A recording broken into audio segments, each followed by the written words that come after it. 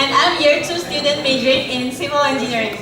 You know what, Jenny? I'm very happy and excited to be here. By the way, I'm Popo, a year 2 student studying in computer science.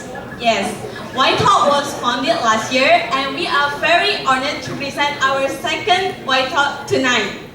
We believe in sharing, and through this platform, we hope that all of you will be more Encouraged, connected, and engaged.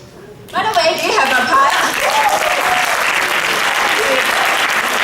By the way, you have a pie on over in your hands, right? Can you find a bookmark in here? Do you have it? Can you hold it up? Can you hold it up? Yes. Show it to us, the bookmark? Yay! And there is a QR code at the back. Can you see it? There's a QR code, and can you use your smartphone or any electronic devices to scan the QR code? That will link to the evaluation form, and and it's very important. It's very important because that will help us so that our next year White Talk will be more and more awesome. Yes, and you can do it during or after the event, and you can make White Talk more awesome in the future. Before we begin, let's do something very exciting. It's very simple and easy. When I say why, you say talk, okay? I say why, you say I say why, you say I say why, you say why. Awesome!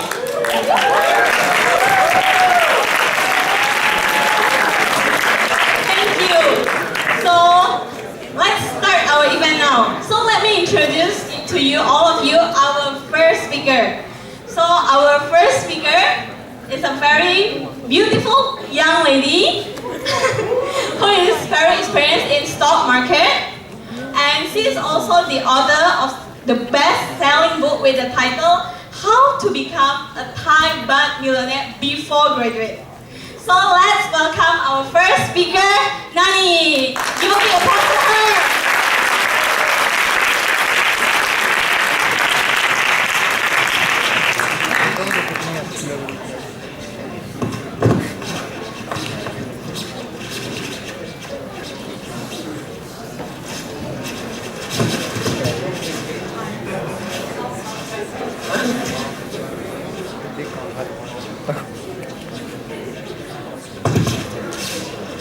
So, hi, can everyone hear me?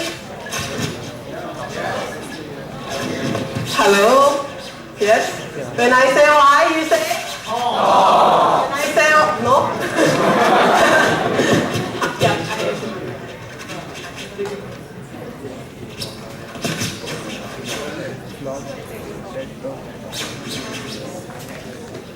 Okay, is this better now?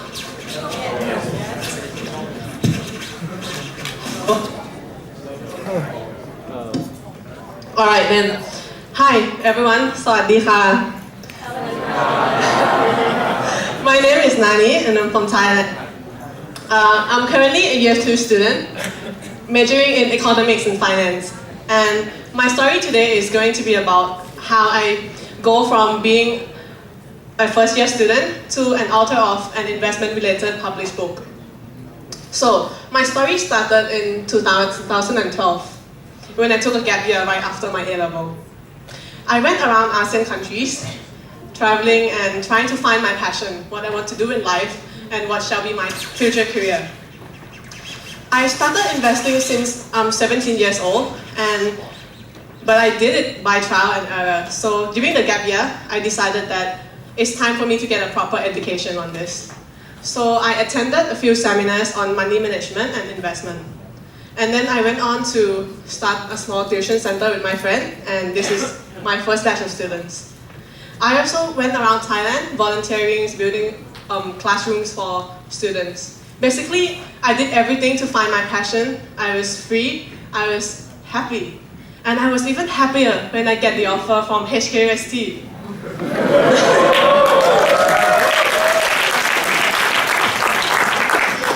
I was like, oh my god, I'm so excited. I can now learn about economic theories and apply it to improve myself as an investor.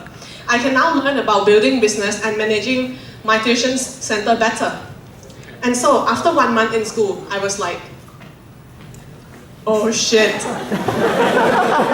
This is not what I thought it would be, man. I was really disappointed and I was like, welcome to high school again, where we memorize stuff we don't use and then we go to exams and just pour it all out. So I was really depressed, I was disappointed, and I felt trapped. I felt like this is in a cycle, I'm in a cycle of studying and working, and this won't end soon, and when I look around, I feel that most of the people I know are stuck in this cycle as well. And I later on call it the 57-year cycle in my book. Because right after we are born, we are only free and happy and have people cleaning after us, only until we are 3 years old, right? But after that, we enter schools, and we study, then we graduate, and we work until 60 years old, and then retire. But, some people nowadays can't even retire when they are 60, because they don't plan early. So they retire at 65 and 70, which is even sadder. So like Scarlett said last year in White Talk, we need to study so that we can get into good schools and unis. And I used to study really hard as well. This is my bedroom in high school the night before exam. You can see how hardworking I am. And yeah, I told myself, even though I hate school, I told myself, okay, let's just study hard, get this over and done with, so that I can move on to the working world and be happy. But trust me, I interned at 4 companies, all of which are investment related and all of which I'm really passionate in. But the lifestyle is just sad again. I need to wake up so early, earlier than 10:30 class in HQST, which I already am late for. Then I need to be squeezed in the MTR like a tuna fish and work my ass off until 6 p.m. or even later. And let's face it, even though in the working life, we can take a few day holidays to go and have fun with friends or to go travel around. But after a few days or a few weeks, we need to go back to this thing again. And we are gonna be stuck with this until we are 60 years old. And I'm so scared that one day I'll wake up being a fat auntie, 60 years old, and ask myself, oh man, what the hell have I done with my life? Is this all that life is about? Oh, technical problem, I shouldn't have shown that. Anyway, so I decided, okay, now I have a new life purpose. I want to write a book to share about the 57-year cycle, to free the Thai teenagers and even Thai working adults who read my book from being slave of capitalism. Okay, I'm not a communist, okay, I'm neutral. But, yeah, so I decided, okay, since I have skipped a lot of classes, so going to class now is not gonna help. So I decided to focus all my time and skip all my classes and then write this book. And so I did. And I finished the book in 1.5 months. My book is about the 57-year cycle, the easy steps you're gonna plan to break it, basic money management, investment management, and baby stock picking strategies. And since I made my first $1 million baht during the second semester of year 1, my publisher and I decided to call this book How to Become a Thai Baht Millionaire Before You Graduate. So many of you guys would ask the same thing when my friends ask me, how the hell did you get a book published? Isn't it going to cost a lot? And of course, yes, it costs a lot, but I didn't pay for it, of course, because I'm stingy. So basically, what you need to do is find a sponsor. So what I do was, halfway through writing the book, I start searching through the internet for potential publishing companies. And I found one which perfectly suited my book genre, which is about self-improvement and investment. And I emailed the CEO directly asking, can you please publish my book for free? And amazingly, he said yes. So what I learned from this is, just be thick-skinned. Because when you dare to ask, most of the time, people will dare to give it to you too. And even though they're not willing to give it to you, you have nothing to lose. So many of you guys might continue to be wondering, what was I thinking? Being a year 1 student, trying to teach people how to manage their money. Or what was I thinking when I emailed the CEO of this company directly? My answer would be, I didn't think. Because if I think, I wouldn't have done it. All of us I believe, we have great ideas, we have legendary ideas behind our head, but we tend to overthink it. And by overthinking, the fear of failures, the fear of potential risk, will result in we never starting anything. Okay, now you guys will be asking, why do I put the Facebook logo there? To show you how powerful Mark Zuckerberg is. Because, how did I find the CEO's email? I stalk him on Facebook.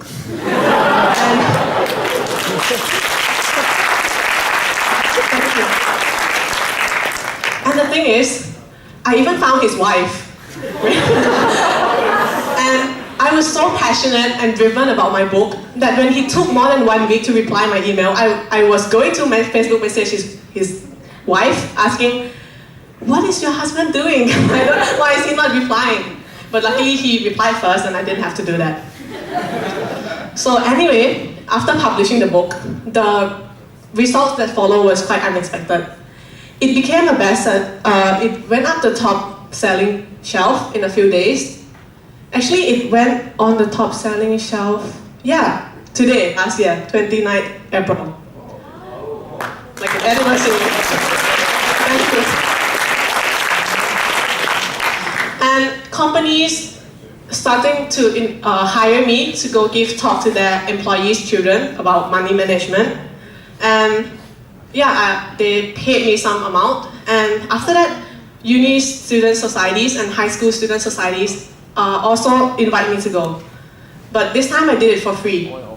So my friends start asking me, won't you be richer if you stay home and invest? Why the hell would you go around and give free talks? Isn't that a waste of time?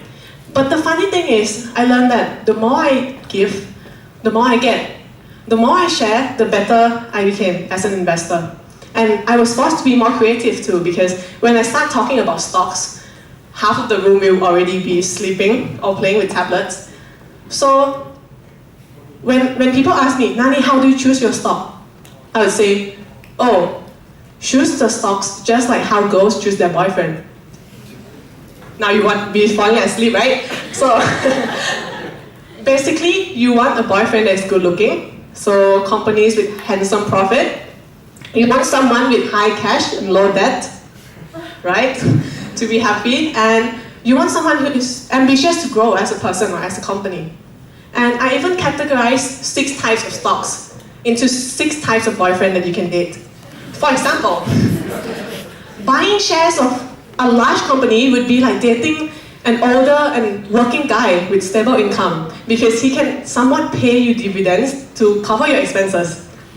And the risk is quite low. And anyway, the thing about large company is they are stable but boring.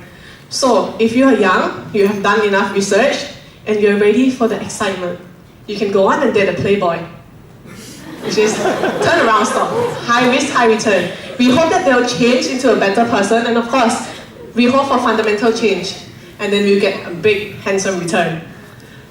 Okay, I should move on before this becomes a financial lecture. Anyway, after giving a few talks, I got an unexpected call. It was the Stock Exchange of Thailand, and they called me and said, "Hey Nani, we heard about you and your boyfriends."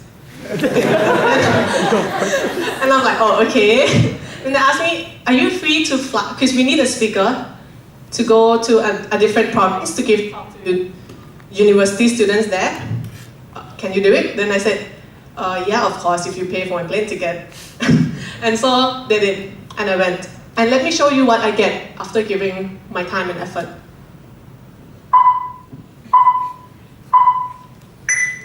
ใครๆต่างคิดว่าฉันยังเห็นโลกไม่มากพอถามว่าเร็วไปไหมสำหรับการลงทุนในวัยนี้สำหรับฉันการลงทุนก็เหมือนชีวิตที่ต้องเรียนรู้เพียงคลิกแรกในวันนั้นได้พลิกฝันให้ฉันพบความอิสระก่อนใคร"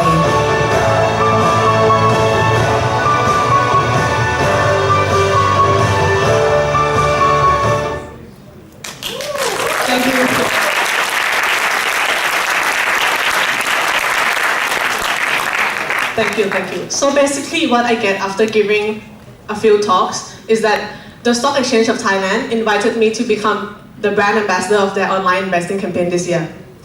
And I felt really lucky because if I didn't write a book, if I didn't share my idea and go around giving talks to the Thai communities, the stock exchange would never have spotted me or get to know me. So my lesson from this is, the more you give, the more you get. And if you want to be lucky, just help others, because by helping others, luck will always be on your side. Trust me on this. So before I end off, I would like to say that the best time to start planning your life and your personal finances, of course, is when you guys are 16 or 17 years old. But guess what? The second best time is today. So I hope today I've done my part by sharing some of the ideas. And I hope that you guys can do the same by going back and thinking, how can you become more thick-skinned? How can you start giving more? And how can we all start to live a happier and more meaningful life? Thank you and ขอบคุณค่ะ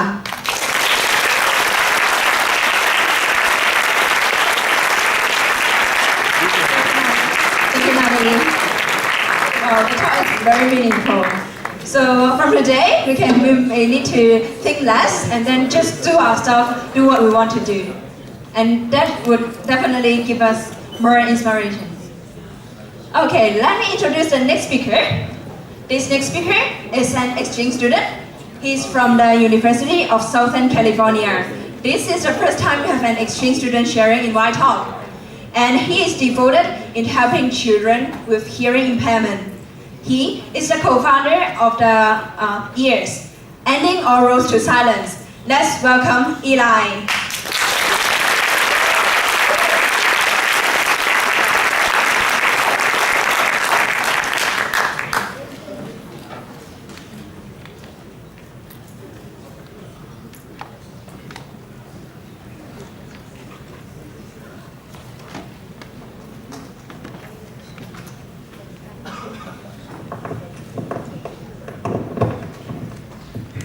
Hello, can you hear me? Okay, this is pretty cool.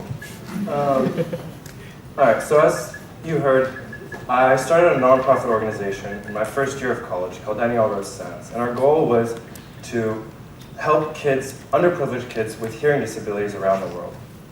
And I really believe that development of the organization affected me way more than any class, and I learned way more from that than any class I've taken at university or here. So first, quick introduction. I'm from Los Angeles, California. I am one of 4 kids, and I'm the oldest. So obviously, I'm the one everyone looks up to, I'm the trendsetter, I don't get in trouble, and I get straight A's, because that's what my parents wanted me to do. That didn't happen.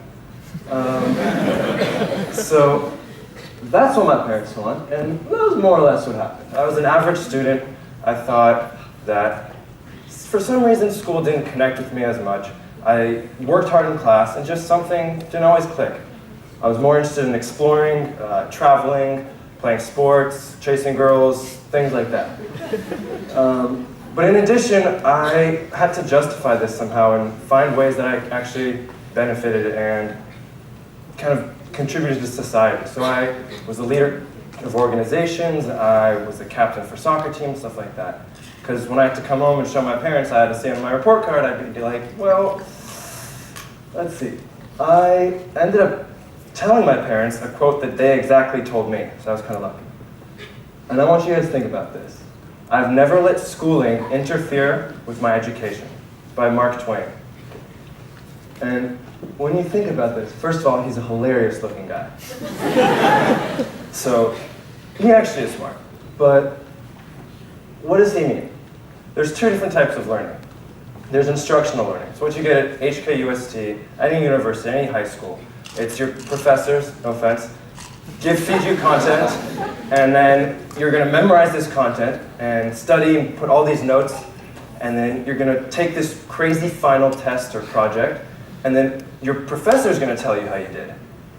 And I don't know, for me that never really clicked as much. And I preferred the University of Life.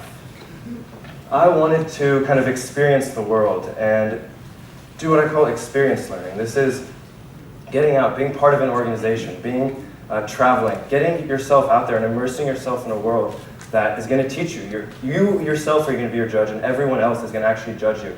You're going to learn from your mistakes from that because everyone else will actually be able to see it and tell you. So my first few days really in college, I went to the university programming fair and checked out some clubs, saw some meetings, and wasn't that interested. I wanted to kind of do my own thing and be a leader because that's kind of how I grew up. So my friend came up to me and said, I have this awesome idea. I found this program in India, they need more money, and there's kids that can here, and we have the opportunity to actually raise money, we have connections. So I was like, that sounds awesome, I want to help people out. There was a little problem. First of all, I don't know anything about India. I don't know anything about hearing aids. I don't know anything about hearing impairment.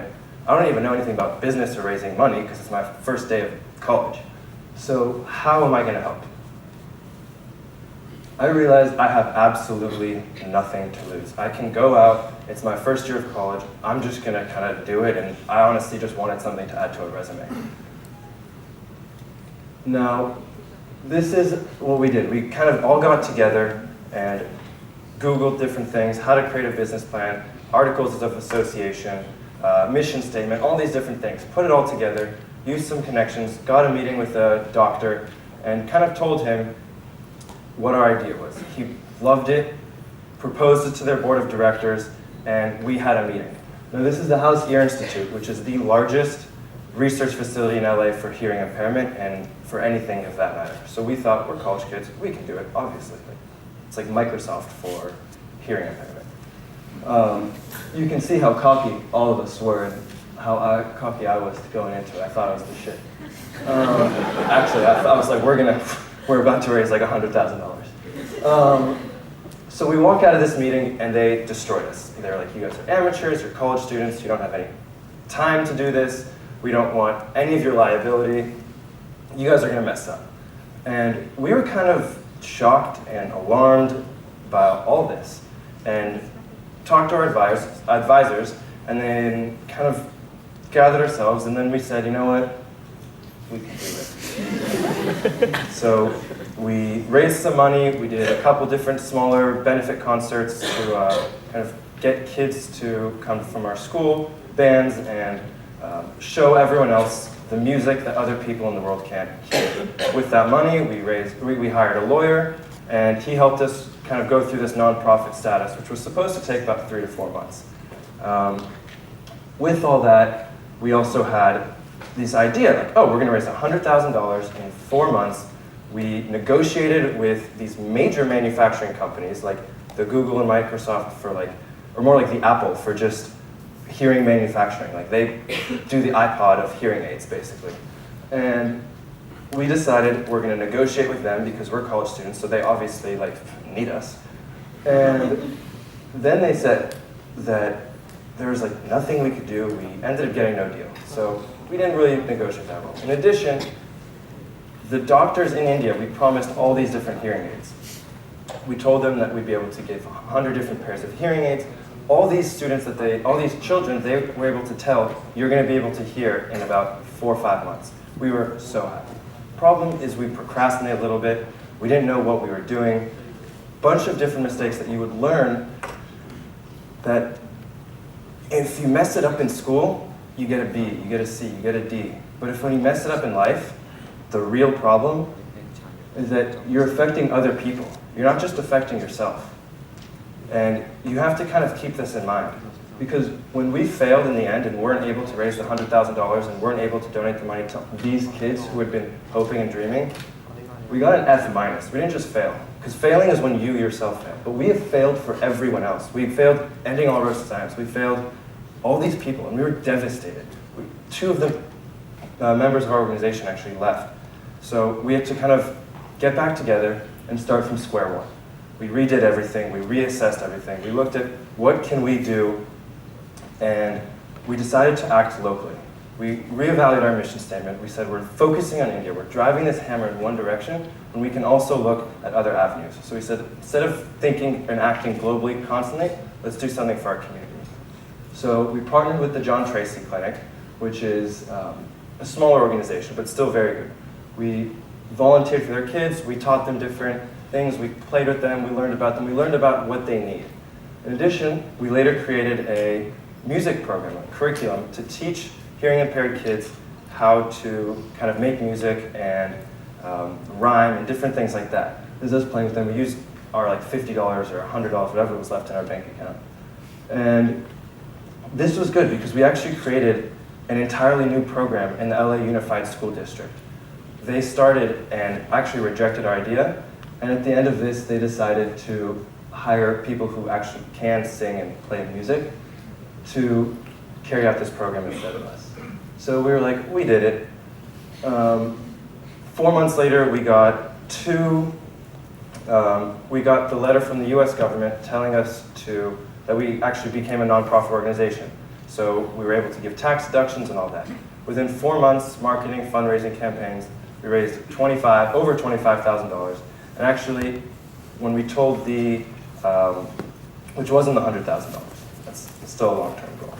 But when we did this, we actually told the doctors, and they were thrilled. They actually were able to tell the kids, and we actually succeeded. So that's what it was. We were able to help these kids and give them hearing. So what I kind of want to impart with you guys now is a couple little lessons, and this is it. No matter how many times someone's going to say no to you, and I'm sure you've heard this a bunch of times, it's the yeses along the way that are actually going to make the difference. Because we were told, not only by ourselves, by our family, by countless institutions, even by our failures, each no is a failure on your own part, that we weren't going to be able to do it. But a couple of these yeses along the way were the reason that people were able to hear, and these children are now able to hear. And that's what is really the success for us, and that's the change that happens in the world. The next thing is you have to be realistic while being unrealistic. So we were unrealistic the entire time, beginning. We thought we were going to raise $100,000, we could go through this entire year and a half, 2-year process in 3-4 months. We thought we were invincible. And we had these crazy goals, which you should aspire for. But you have to take realistic steps to actually reach these goals. You have to say, this is what I want to go for, and on my way, I'm going to have to do X, Y, Z. And you can't promise $1 million to these people, because if you fail, it's not just failing yourself, again, it's failing everyone. And lastly, learn how you learn. You know, when you think about this, you're learning. Like, what is learning? Learning is actually kind of getting up and helping yourself after you fail. You fail and you change. How are you going to change? That's what you need to learn. You're not learning math in school or calculus. You're learning how you're going to better yourself as a person, how you're going to actually get up and succeed after tons of people or tons of obstacles have stopped you. That's what's actually important in life, and that's the things that we actually had to learn. So we learned how to learn from our mistakes. And lastly, a little cheesy right here, I'm not going to lie, but consider this little branch here your university, your parents, your family, your friends, all these different things. You're the caterpillar. And they're all important. You've stuck with them all your life. They've helped you. You've grown. However, now you're at university and you're eventually going to become an adult. So you need to use this. You need to use your connections in university to actually propel yourself off. Use the organizations. Use your friends. Use your teachers. Use your family that's there to support you. And when you do this, you're going to actually transform into an adult that can take on the world and that will actually make a change in the world. So the last thing I want to just say is go out, fail. Please fail. Don't just hope you don't fail and succeed. Literally go fail, because that's how you're going to learn in the future and change the world. Thank you.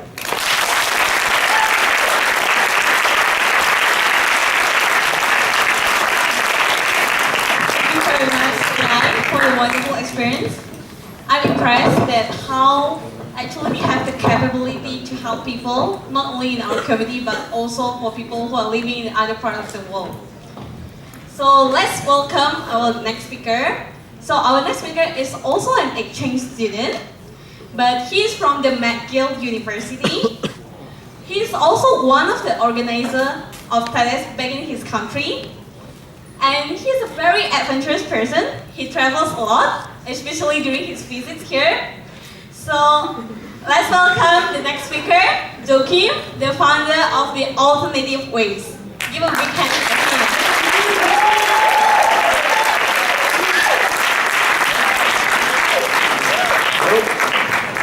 Oh, thank you very much. Does this work? Yes. Cool. So let's jump right into it. I'd like to start this presentation with a fun activity that one of the most inspirational teachers that I've ever had our class do on her first class a few years ago. So in front of you are 30 letters that together make 8 words that, if put in the proper order, make one magnificent sentence. I'll give you a few moments to try and figure it out, and whoever figures it out, I'll bring out the dinner.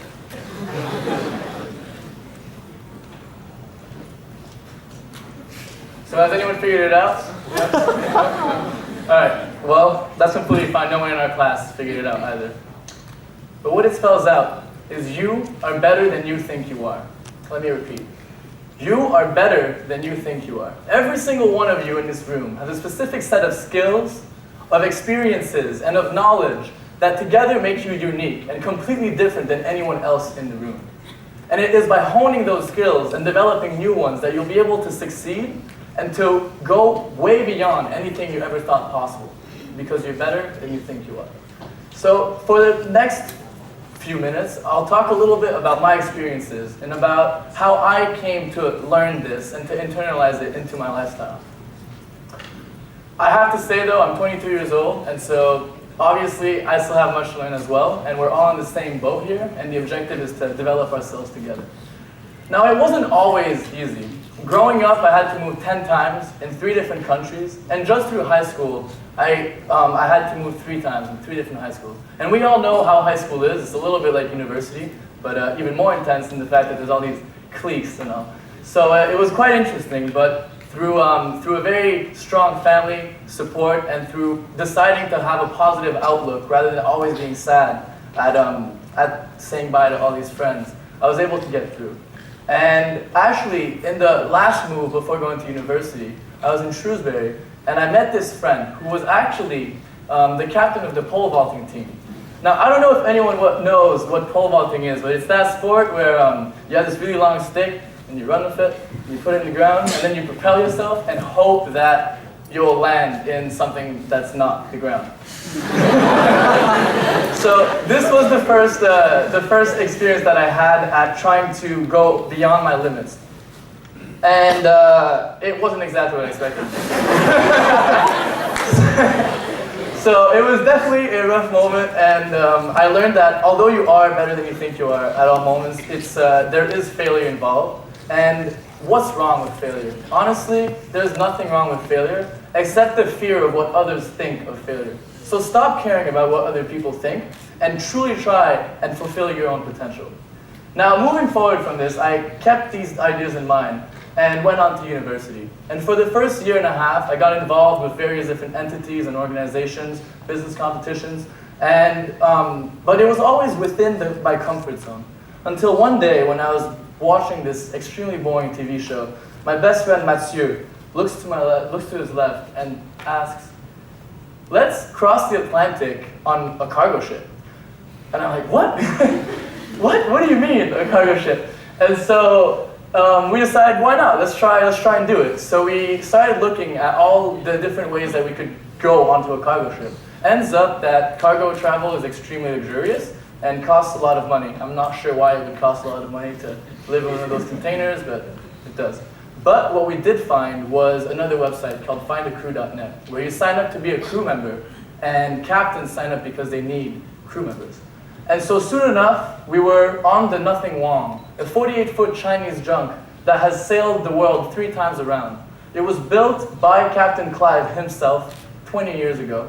And this man, who has never gone to any type of schooling, taught me more in that 3-month journey than anyone had ever done so. I learned how to sail, I learned how to cook, I learned to be open to new mindsets. And so at the end of the journey, upon a beautiful night sky, I thought to myself, how can I push even further than this limit? How can I get out of my comfort zone even more? And I realized the following. Actively seek to put yourself in situations unfamiliar to you. as the more experiences you have, the more mindsets you have practiced, the more complete your life will be. And so I brought this back to university in -40 weather in Montreal, which is always a great time, and was offered to sleep outside for 5 days and 5 nights in the middle of March. This is when it's snowing, it's cold, the ground is cold, the air is cold, when you breathe it's cold, everything's cold. But we figured it would be a great way to get to know more about how the homeless live. And at first, I thought, oh wow, this wouldn't be that hard. And it actually became the hardest thing I've ever done. Because I learned that when you're hungry and when you haven't slept well, it's impossible to study properly. It's impossible to leave this vicious cycle. And so I got so passionate about it that the year after, I took over the event. And in both years together, we raised around $30,000 and raised awareness for various, for everyone across the campus. And I think that raising awareness to the problem is even more important sometimes than raising money. But that's a different subject. So moving forward, now that I had internalized the idea that you're better than you think you are, and you can do a lot more than you ever thought possible, I thought, how can I start inspiring others and mentoring others to do the same? And so with a group of guys, we went about to start a new chapter of a fraternity that would not be based upon drinking and upon social fun, but really about trying to groom the new gentlemen of the campus. People who would hone their skills in order to try and better the world, to have a lot of philanthropic events. And so, after a lot of red tape from the university, from other fraternities, and from even our friends who weren't sure it would happen, we actually were able to succeed in the endeavor. Taking initiative is always important, and the worst that can happen, once again, is that you fail. So, beginning of university, this is what my thought process looked like, more or less. And then through all these different experiences, I learned the importance of travel, the importance of helping others without expecting anything in return, the importance of not caring about what others think, about getting involved in your university, in your community, about saying yes more often, essentially the importance of taking more risk. And putting all that together, I ended up in Hong Kong. The concrete jungle, where I didn't know the language, didn't know the people, didn't know anyone or anything about the place essentially. But I figured, why not? Why not leave the comfort zone once again? And something wonderful happened. I was able to achieve 2 new dreams. The first was possible because of my exchange buddy, who hopefully is here somewhere, Timothy, who actually pushed me to finally start my dream of starting a company called The Alternative Ways. The Alternative Ways is to become a central platform that reunites the alternative ways of doing things throughout the world. It will inspire, educate, and facilitate people's access to a variety of extremely wonderful services that already exist but that very little people know about. Whether you want to travel for a few years with a low budget, learn a new language in a much quicker way than through a university setting, learn how to invest in different manners, it will be a place for people to find their way and to share their way with others. Now, right now, it still looks a little rudimentary, but it's on the way, and I invite you to follow the journey in the next year as we grow the website. And the second dream that I was able to accomplish, or actually I'm in the process of accomplishing right now, is to conquer the sky. In 2 weeks' time, I will be flying for the first time by myself on a paraglide in the mountains of Saigon to become a certified paraglider. And essentially, I believe that anyone, no matter how small or big your goal is, if you truly put your mind to it and believe that you're better than you think you are, the sky is the limit. And so, I dare you, starting tomorrow, actually no, starting today, I dare you to say yes more often. The next time that you're about to say no to someone, say yes and see how much you're going to learn from it. The worst that can happen is that you don't enjoy it, but at least then you've learned something new about yourself and about the other person. Secondly, create a bucket list. What I mean by that is create a list of things that you will do in the next few months and put it on a wall where you can see every single day. You wake up in the morning and you see your bucket list and you tell yourself, I will achieve these things in the next few months. And thirdly, travel. Whether you travel someplace close, such as the Philippines or Taiwan, or whether you travel to the other side of the world, travel with the idea of seeking out new mindsets, because people across the world think in very different manners, and culture is one of the most wonderful things to teach you about different ways of learning. And by doing so, you'll finally be able to find your way. And I dare you to find your way. And once you find it, I dare you to pursue it, because you're better than you think you are. Thank you very much.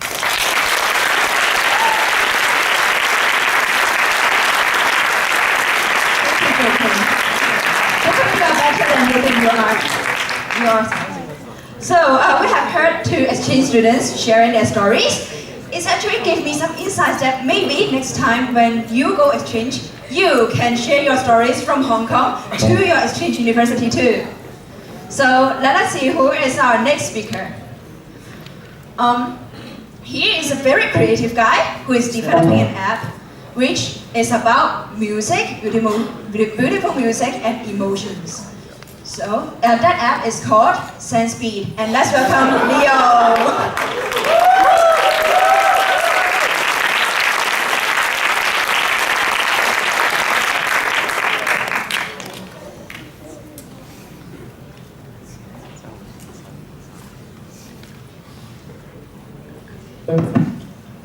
Where did you find the picture? So from my Facebook. Okay. Let me try it. Okay, so I should put this somewhere. Sorry. Hello. Good evening, everyone. This is Leo. I'm the co-founder of SenseSpeed. So, what's your fear? For me, my fear is not be able to do the things that I love when I'm young. So I had this idea when I went to exchange, and I found a couple of friends. After coming back from exchange, I found a couple of friends who really wanted to do something special or something interesting in the university. So we were thinking, Leo, let's do it. So that's how we began. And what we were thinking was, instead of making our life perfect, make it an interesting one. So before I begin to talk about the story, I also want to mention a little bit more about what is SenseSpeed. So it's basically, we have Twitter to share messages and Instagram to share photos. SenseSpeed is a way for you to share your emotions through music. It's a mobile company. And it all started in HKUST, in here. Not here in LTA, it's in HKUST. And so we started it when the semester already has started. So basically what we were thinking is, as you guys know, HKUST work is pretty intense. So we can only decide to focus on one thing, either schoolwork or on startups, right? Because you have to put a substantial amount of time on startup when it comes to doing it or getting to do it.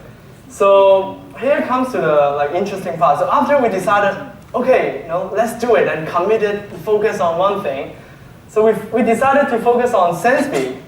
So what we did was basically in that semester we skipped each of the co-founders. We skipped more than 75 classes in one semester, and I'm not telling you all to do that. It's just we had no choice. That we've already paid the tuition, and we can't defer, and we can't take a study leave. So yeah, so that was the beginning.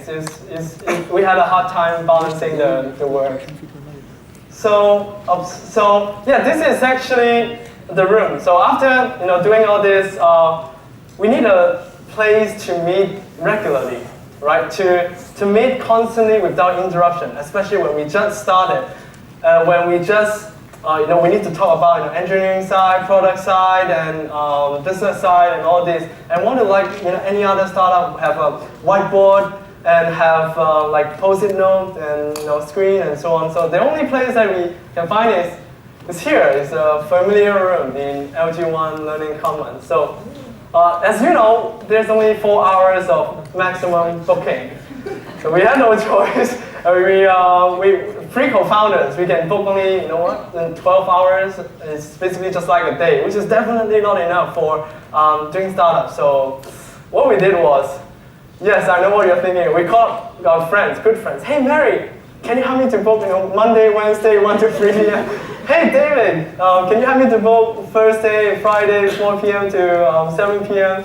So that's how we survive for one semester. And sometimes we even have to reschedule on some of the exams, because we went to different competitions and we went to different tech events, just try to get a taste of what others feel about us, and get more advice from the people. And fortunately, they like us. And we get some recognitions, some awards, and what we were thinking was, well, this is also some learning here, I would say, is that when you believe in it enough, you will find your way to make it happen. And as an example, a real life example, so one of our tech co-founder, his name is Ben Chen, right? He's sitting just right there. So basically, he's a really good student, and before we met, he pretty much got deanless every semester. But after meeting me, well, after doing stuff, well, he was fearless. So he was from deanless to nothing.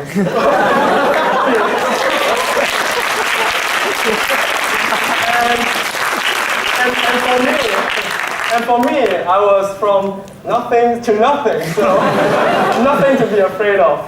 So later on, when that's one of the examples. Later on, when we start to find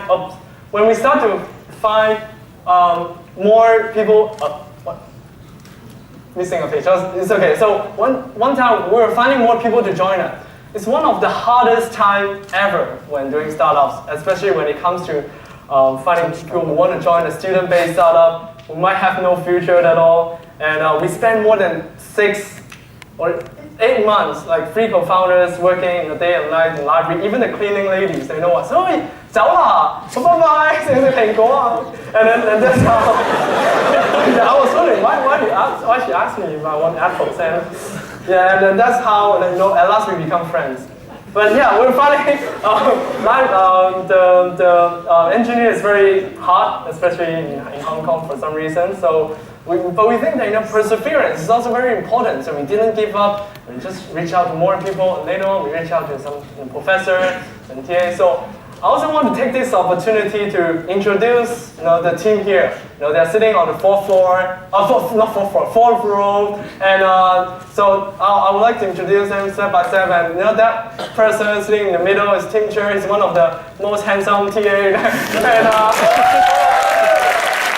of the best guys in HKUST, and he also recommends some of his friends. Vanessa, she studied business, and she's working on the engineering side, like server side, front end side. And where's Hugo? Oh, Hugo and Vincent.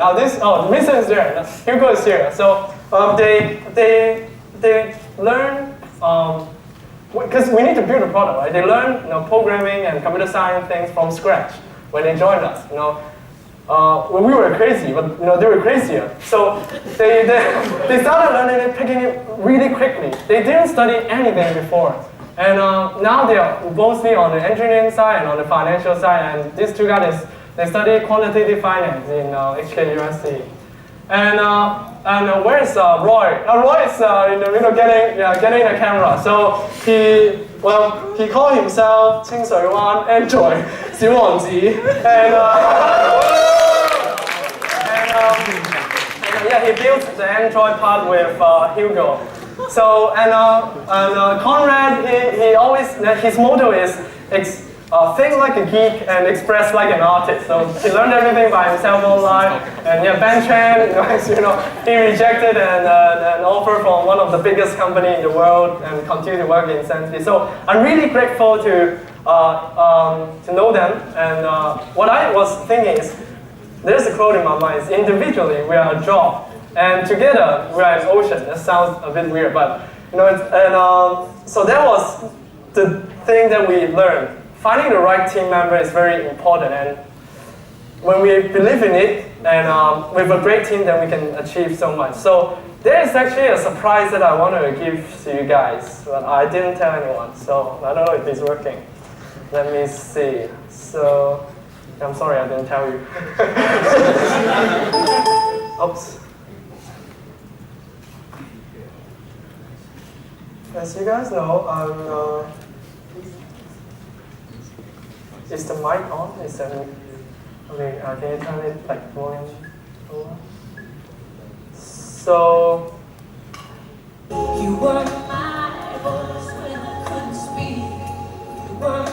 So basically, this is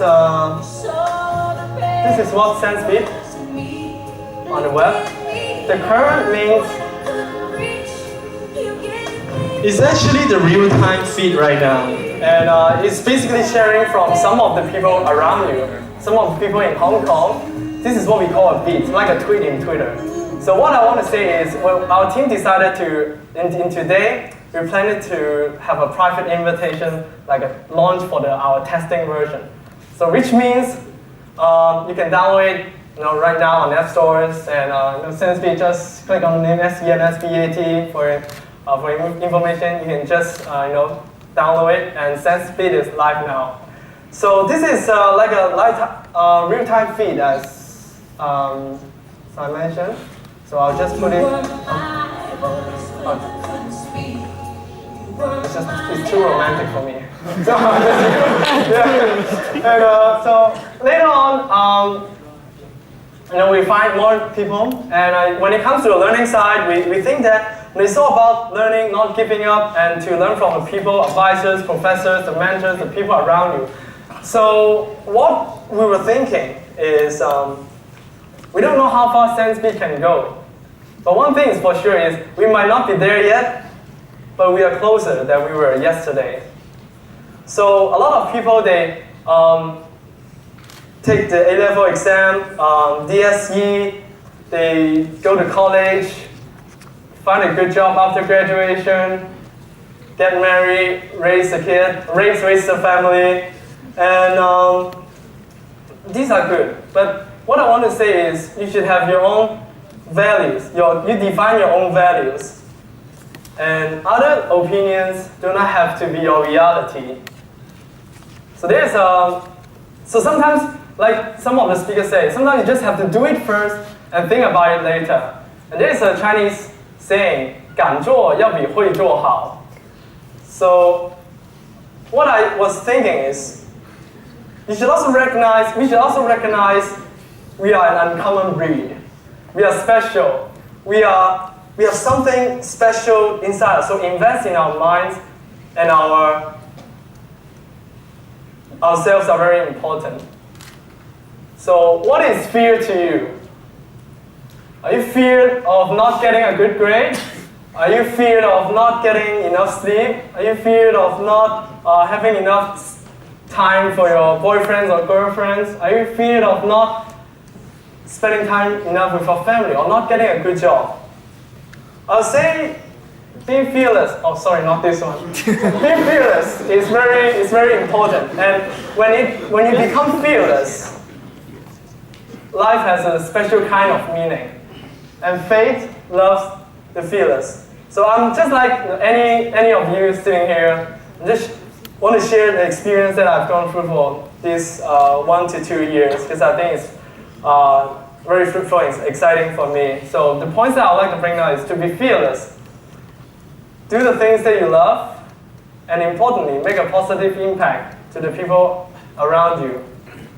So feel free to contact me. It's just, I really would like to share my experience, and it's all about learning from each other. So I'm also hoping I'm making a positive impact for you guys now. Thank you.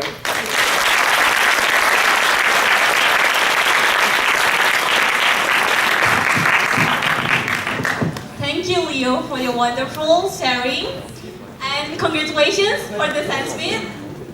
And so let's introduce our next speaker. So our next speaker is a famous guy at UST. He is from France, and he loves to cycle. He cycles a lot. And he is very famous and very well known with his nickname as Sea Urchin. So let's welcome our next speaker, Humphrey, the fierce urchin.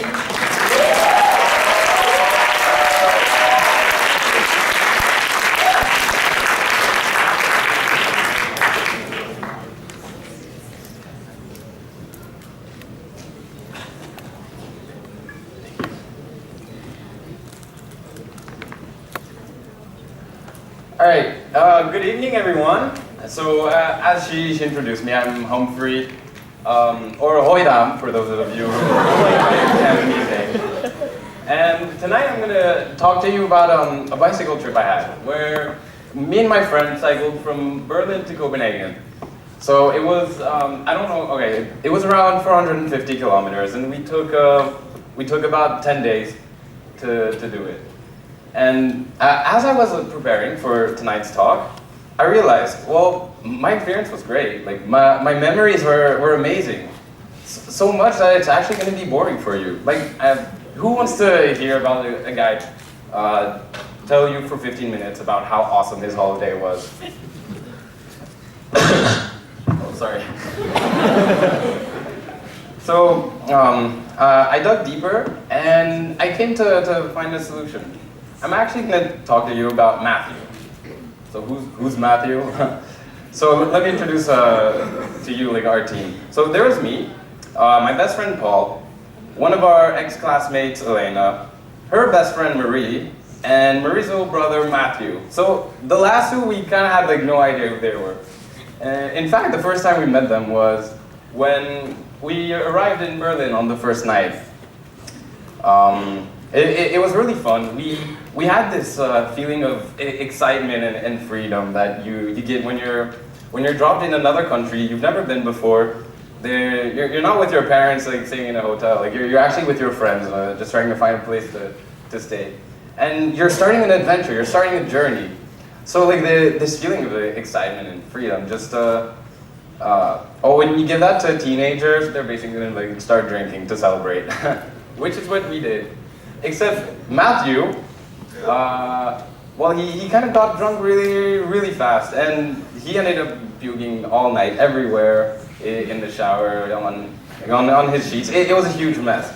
But this was a big problem, because we had to wake up at 6 a.m. the next morning to start cycling if we wanted to reach Copenhagen on schedule. And we had a flight to catch up there, so we really needed our time. So we ended up finding a solution, and 4 out of the four of us that were remain conscious decided to split in half. The next morning, 2 would start cycling and follow the plan, while the other 2 would stay back, take care of Matthew, and take a train in the afternoon and meet the others like at night. And I was so glad not having to wake up the next day at 6 a.m. we ended up meeting them at like that other white dot about 50 kilometers up of Berlin, and it went out all well, except during the whole day Matthew like started complaining like I don't feel very well. Which is understandable. I mean, after during your first hangover, you don't really like feel very well. But so the night came, and we planted our tents in the camping. And I should tell you something about our tents. We had 2 tents. One was my friend Paul's tent, which was like a professional tent with like 3 different layers. It had space to put your bags so they wouldn't get wet either. Really expensive tent and really bulky tent. And I had this tent I bought like the year before in Cyclone, like here. That was really light tent, like just thin, like 1 layer, really practical. That doesn't weigh a lot on your bicycle. And I was making fun of my friend like Paul of his tent so much. Like, your tent is heavy. Why are you like embarrassing yourself with like that thing? You should just throw it away. But during the night, we both woke up with our feet soaking wet, our sleeping bags drenched, and this huge thunderstorm like raging outside. Now, it was like a horrible experience. We just ran into like the other tent, and we tried to manage to fit 5 people into this like 2-person tent. So you can imagine we were kind of like sleeping one on top of the other. It was hectic. And so the next morning we actually started cycling. Matthew was behind again and just complaining. Like, I don't feel very well. I'm tired. I don't sleep well. But like, yeah, we get it. We all don't sleep very well. we were all in the same tent, and we know it. Complaining won't change anything. So as you can imagine, when you're in a bicycle trip like that, when you're just a whole bunch of kids, which we kind of were, you don't really have the budget to spend every meal in a nice restaurant, and you have to improvise. So we started cooking food by ourselves. In fact, like our diet was mainly based on canned foods and sandwiches, which isn't really not healthy, nor is it particularly good. But what we did, like me, Paul, and like the others, we're having fun with it. Like, okay, let's see which cans can we like kind of mix to see what we can do that's good. Let's try to be innovative and stuff like that. But Matthew didn't follow us there. He was still again complaining, like, I don't feel very well. I'm tired. I don't like the food we eat. And it kept on going, actually, like all the way to Germany. We're reaching Rostock, right up there, where we're gonna take a ferry to Denmark. And right before we reached there, Matthew came out to us and he was like, okay guys, I'm not enjoying this trip. I'm like, this isn't for me. I don't like it and I want to go back to Paris. So I'm gonna take a train and leave you guys. Honestly, yeah, we were mostly happy about that because I mean the guy didn't really fit in. He wasn't having fun. We especially my friends were very tired of him, and yeah. But once we reached Rostock, once we reached the train station, we learned that the train was actually canceled, and my friend Paul was actually probably more upset than poor Matthew was. Because Matthew had to stick with us, and the fastest way for him to get back home was to go to Copenhagen, take the flight back to Paris like it was already planned. So this was a big disappointment for him, and we had to do something. And actually, when we reached Denmark, everything started becoming better. No offense to Germany, but Denmark was really great. Like, first of all, the bad weather stayed in Germany. It didn't come with us on the ferry. And as soon as we reached land, we ran into an actual restaurant, had a really nice dinner with French fries and big steak, and it was hot food, and it wasn't made in a campfire. So that really actually lifted up our spirits. And on top of that, which was the best news, is that Denmark is filled with a whole bunch of shelters everywhere, spread out all around in the nature. These wooden cabins in which you can fit someone sleeping inside, as well as all your bags and things like that. So even if it was raining, all our stuff would stay dry. That was great. We had enough room to sleep comfortably, and things just turned out to be getting better and better. This was really good. Except Matthew didn't see it that way. He still kept focusing on the fact that he didn't get to go back by the time he wanted to. That he was still in an environment he didn't like, and I think that's the main problem he had. We reached Copenhagen a couple of days later. It took us 6 or 7 days of actual cycling. Paul and I spent a few days in Copenhagen by ourselves.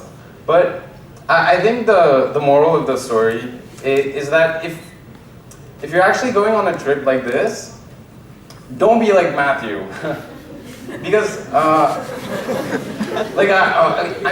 maybe I'm not being completely fair on him, but when he was put in a situation, when he was pushed outside of his comfort zone, when he realized he didn't like camping, he didn't like doing so much effort, he actually missed out on everything else. He was just so focused on the negatives. He completely filtered out all the positives.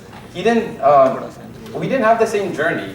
I mean, what I remember of the trip is laughing so much with my friends, is meeting so many people, learning so many things. We learned we had never mind, this was an inside joke. You won't get it, I just realized. But yeah, our journey was amazing, but not for him.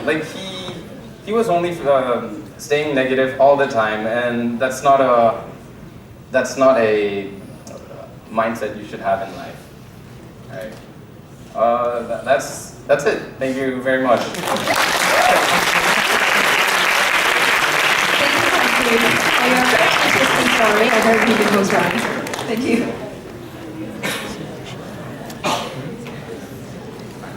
Okay, let us see who is our next speaker then. This speaker, he loves reading books very much. Through the books, he learns a lot of Chinese philosophy. He wants to have to share this learning to you all. So he has actually founded a book called University Dao.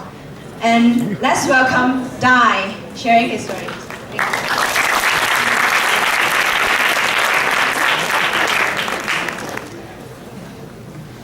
छोटा में आगे बोला ना इसमें पढ़ा ले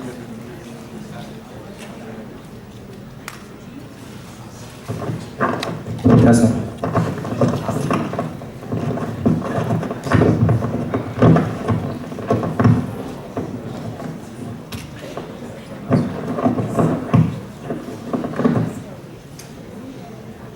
Is it working?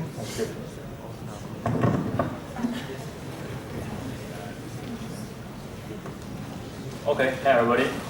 I am a learner, a student, in particular a physics student. So this may seem to some of you guys like I belong to that group of people who are just nerds and have very special needs for solving equations, and they actually find great excitement and satisfaction when they play around with equations and numbers. Actually, that's a common belief, right? And also that's what was in my mind when I first chose my major as a physics student. So, a casual young man as I was, I thought being called as a genius is very cool stuff. So I chose major as physicist, so I think it's difficult and people will finally think that I'm a clever guy if I actually figure things out. And after a few years of trials and error in this road of physics, I found that something which was not going as what I expected. So when I first came into this place as a 16 years old, I was very excited. So I think that I should actually register all the courses that is available. And actually I took 7 and 8 math and physics theoretical courses each semester, and also doing projects with professors, like 2 or 3 at a time. Since I thought in order to be a great scientist, you have to devote all your conscious hours into science, which is math and physics and other stuff. You have to work in a manner of a machine. So a learning machine operating 24/7 and processing the theories and theorems in the textbook and dogmas and lemmas in math problems. So as you could possibly imagine, this is doomed to fail. And actually, my research project got messed up and my GPA started dropping quickly. And I finally figured out that I began to suffer severely in depression and fear and sorrow, that I had to take sleeping pills every day in order to get to sleep. And procrastinate endlessly, sometimes lying on my bed hours after I woke up. So just playing around with my smartphones. And to sum up, I was pretty much screwed up my life, which almost resulted in the committing of suicide. But unfortunately, I didn't. And otherwise, I wouldn't be sharing with you guys my story. So instead of giving up on everything, I actually started to reflect on all of those aspects in my life. I started to reflect on all the things that happened in the beginning of my collegiate years. And what's wrong with me? And is it just me or the whole world is going wrong? At that time, I desperately searched solutions to my problems on the internet and in the bookstore, and trying to avoid thinking of killing myself again. Then I came across a little book covered with dust in a corner of my bookshelf. It's called the 大学, or in English, The Great Learning. It's written by one of the students of Confucius, of Confucius, and it's regarded as one of the most important texts in Chinese philosophies. But it's kind of funny story to tell in the very beginning why did I actually bought this book. Actually, I bought this book now in 2010, not because I was really interested in the doctrines of philosophy inside, but because I was wanting to back up my argument with my dad. Because you know, Asian parents, So always terrible, especially to a young like.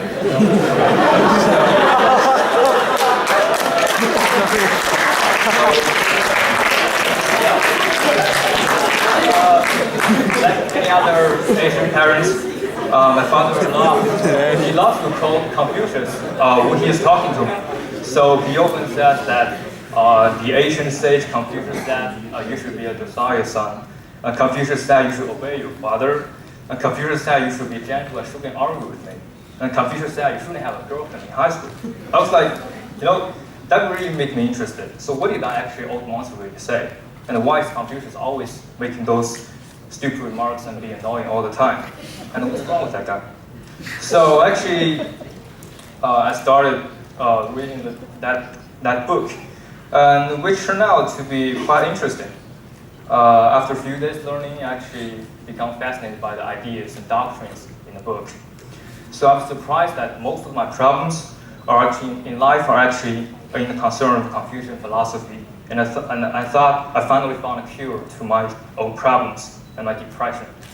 So item after item and book after book, after a few years, like 2 years of progressive reading, I finished all the books that are available, which are published before Christ in ancient Chinese philosophy.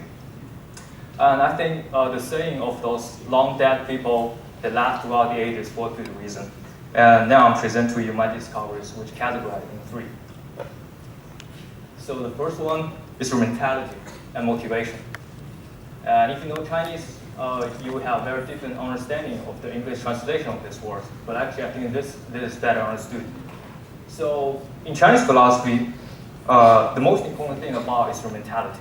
So it's even more important than method, than your teacher, than anything else. So before you do something, you have to first ask yourself, what's your motivation?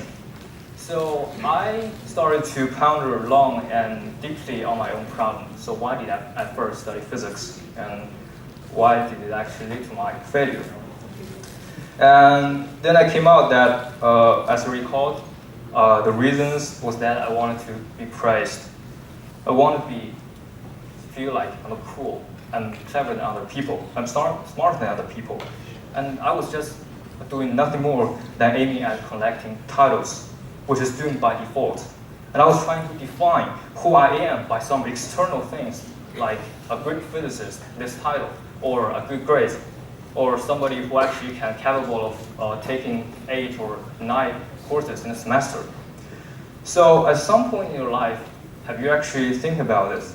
We become somehow so busy, mind your secular stuff, the course and drudgeries in your daily life, that we somehow forget or think about our courses and the reasons why we're doing this, and our vocations. So why do you choose this major? And is this your own will or your parents' will? Or is this society's expectation on you? Those are the problems that are actually in concern. So actually, if you haven't think about this, it's not your fault, Nowadays, all over the world, we see that kind of motivational videos and all the philosophy about success, people trying to sell their kind of lessons about how to be successful people. And actually, this kind of hype of entrepreneurship is also harmful and driving everyone insane. And you probably heard of some. So they said you should actualize your dream and your value as early as possible in your life. You should start up a business, and you should actually just trying to make yourself feel better by earning more money and by acting independently on yourself. And they said you'll be next big job, you should just drop out of school. Do you think it's real? So we see all over the internet that they said you can do it, so follow your heart or something, which I think is pure nonsense. And it's particularly funny that we're letting people who are actually hardly have time to think about it, their lives, say actors, businessmen, sportsmen, politicians, whoever is rich and famous, to teach us how to live our lives. And what do these opportunists actually know about life? One of the worst traits of capitalism is that it's trying to make every people believe that everything is going to be a business. So no, my answer is no. The genius works in arts and real sciences, so say physics, biology, and math. are hardly profitable. And without them, our civilization would never actually go anywhere. So in a sense, their lessons about success is nothing more than just filling up the barbarian needs of human beings about money and sex. Well, they don't talk directly about money and sex, right? So nobody's gonna concede that his or her life is actually basically about money and sex. But they talk in a fancy way. People are starting to buy their Philistine philosophies if they're trying to turn their money and sex into career and family. So this simplistic advertisement of a supposedly applicable paradigm for so-called successful life is misleading as well as harmful to the human psyche. And to some extent, I think it's even threatening our civilization in the sense that it tries to gauge our personal values on a universal scale and in an attempt to obliterate the precious diversity of our human race, the Homo sapiens. And we know well from evolutionism that a species which is surely going to fail in a tragedy if it goes without diversity, right? So we're overwhelmed with these lessons in philosophy. And I can tell you very sure that the fashionable things are hardly good for you. And noisy places are never good places. And stop reading that newspaper which says somebody just got rich by chance. And stop listening to motivational speeches. And actually, our misgivings about life is actually rooted in the very beginning, that we tie our personal values to the popular opinions of others. So no wonder we're vulnerable. But in the very beginning, it's about heart. Inner satisfaction can only be achieved when we have a good cause. So this is what Confucius said.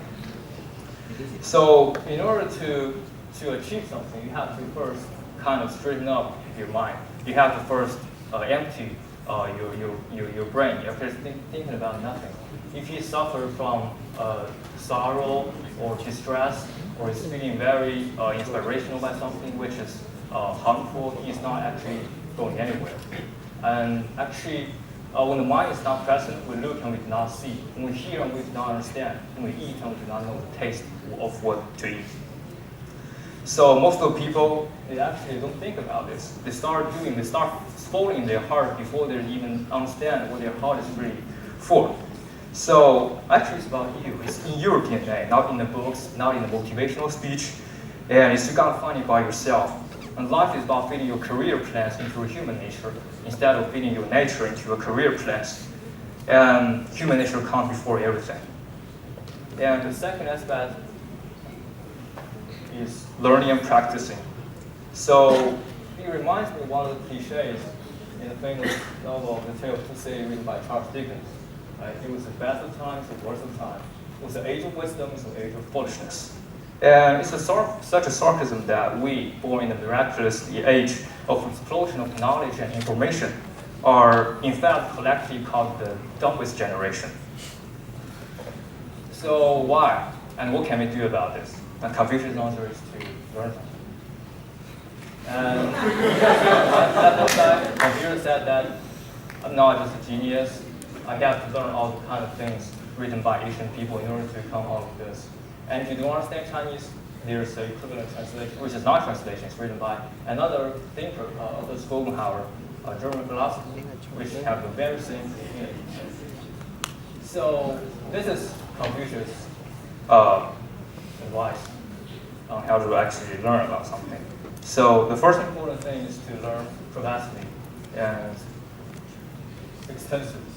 So ever since the Industrial Revolution, having the vast perfection as some kind of motive in people's ideas, and actually they're delimiting themselves, and they become so molded that actually people hardly think about doing anything that goes beyond their majors. So mind your own business, they said, and science is for the nerds, they said, and philosophy is for the scholastic philosophers, and history is for the historians, which is wrong. And the real question is, are you interested? If you really want to know what's going on there in a black hole or in the universe, a far distant corner of the universe, you should just grab a textbook and start learning. Why not? You shouldn't have to actually outsource or learning the importance of this process to some other people, like the expert or something. And we're more and more become like factory workers, whose whole life is spent in making one particular kind of school. And we call these people expert, which I think is stupid. For true understanding of nature and the world around us, it's necessary for man to take very large views, which is to learn extensively. And he, however, if he who wish to be a complete philosopher or thinker or anybody who actually cares about something, must gather into his head the remotest end of human knowledge. For where else could they actually come together? And the second advice here is to inquiry about it, carefully reflect on it. So I call it to learn systematically and critically. You may say, yes, I do love knowledge. I spend considerable time in my life trying to know these interesting facts and stuff. So for example, I know that polar bears are left-handed and starfish don't have a brain. And I don't want to tell you that these are some kind of genuine knowledge. And these are actually, you're not loving the knowledge. This is just kind of voyeurism. You kind of love that interesting facts, which are actually just trying to amuse people, not to make people learn. So if you're only willing to devote your spare time into learning, then you're not actually a philosopher. You're just another fine boy on the internet. So when people are trying to achieve something in their life, I think the first thing, the important thing involved is trying to know that he learned this. It's not because this is cool or he can show off to some other people. It's because it is important or it is very interesting. And the third doctrine you say here is that have clear discrimination and earnest practice of it. And I think that actually the modern education is trying to detach this kind of application process from the learning process. So they taught us to learn the things, learn the dogmas, theorems in the textbook, and trying to apply it to the problem. Then you're done, A+, good, perfect. But actually it's not. We should actually apply our knowledge into concrete problems. If you cannot find a concrete problem, just ask professor and think about it. So have a discussion. So why this actually, to me, sounds useful? Why this sounds to you like useless? So those are the problems that actually are in concern with us. And the third aspect, which is the last aspect, I think is having willpower and self-discipline. So you have to do like as if you're working over an infant. If you have ever experienced this stage in your life, you know that infants have nothing to lose. They have nothing in their mind. All the thing is just to do what they're doing now and trying to think about what they're going to do in the future. So I think this mindset is very important. So you have to take the courage to start the new life from the very beginning when a new day starts. So it's like just trying to make that day the new day and forget about your past. So as a conclusion, Confucius said, a knowledgeable person is free from perplexities, and a person with virtuous motivation is free from anxieties, and a courageous person is free from fears. And actually, I, as an independent thinker, as a man of science, as a self-proclaimed philosopher, here await for era of true renaissance, which incorporate the power of Chinese Asian philosophy into the world civilization. Okay, thank you very much.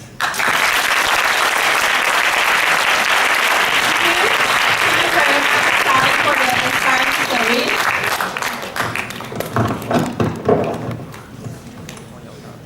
So let's move on to our next speaker. So our next speaker is was a famous magician when he was a kid. But then since he was young, he already know that he will become a successful businessman, which he is now. So our next speaker is, let's welcome Reno. Give a big hand for him.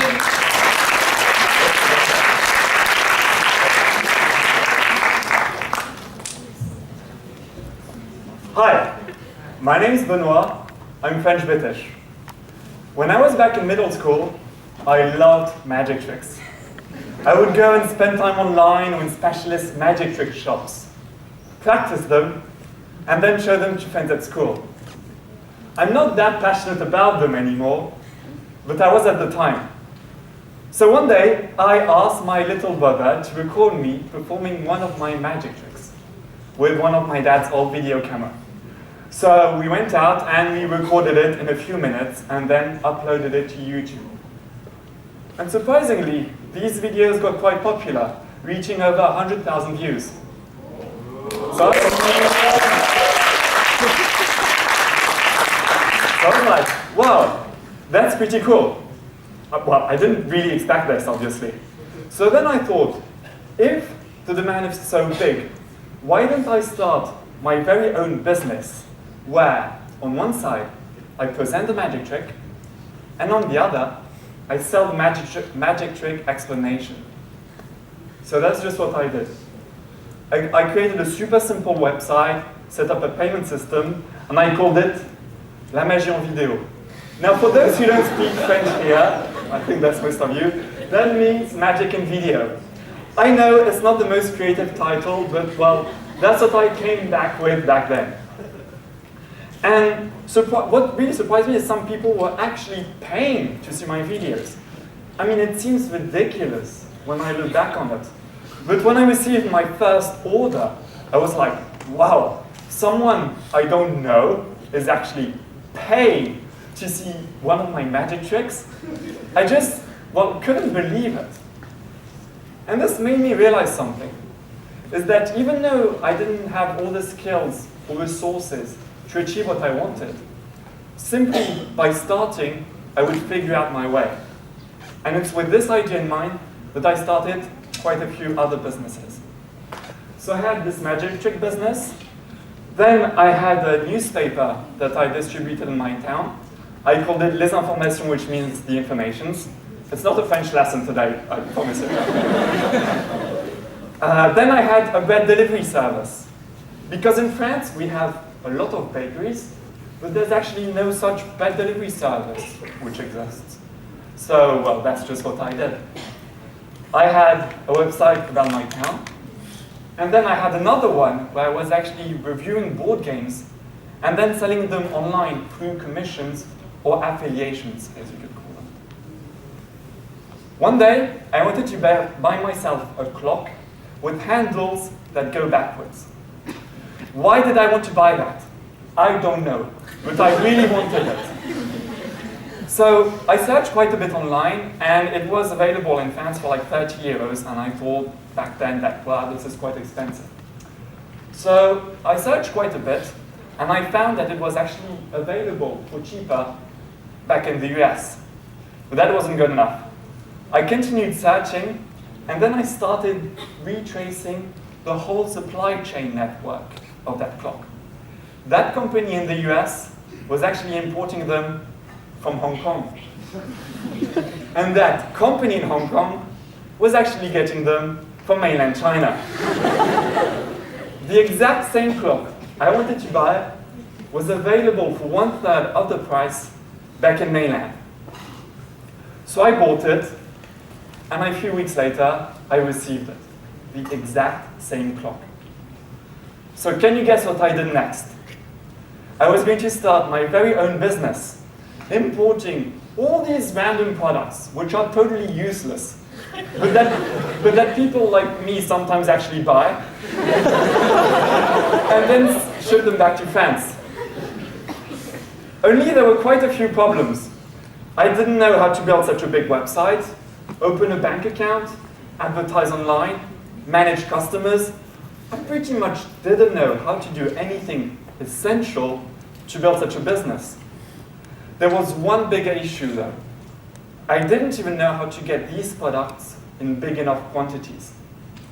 When I wanted to start this business, I was 14. And back then, if you wanted to buy these products, you had to have a bank account in mainland China. And obviously, there was no way my parents would allow me to open a bank account in mainland China when I was 14. So I had to figure out a way. And I thought what would be ideal is actually if I find someone in mainland who could buy these products for me, package them, and then ship them over to France. So after searching quite a bit, I found this website, Moulure. The idea is quite simple. You're put in contact with a random stranger, and then you communicate over text. My objective was very simple: find someone to work with me on my business and who had a good enough English so that I could actually understand him. That's all. Only, well, you can expect it. On these kind of websites, you usually have really, really creepy people. So discussions would usually go this way. 你好，你呢？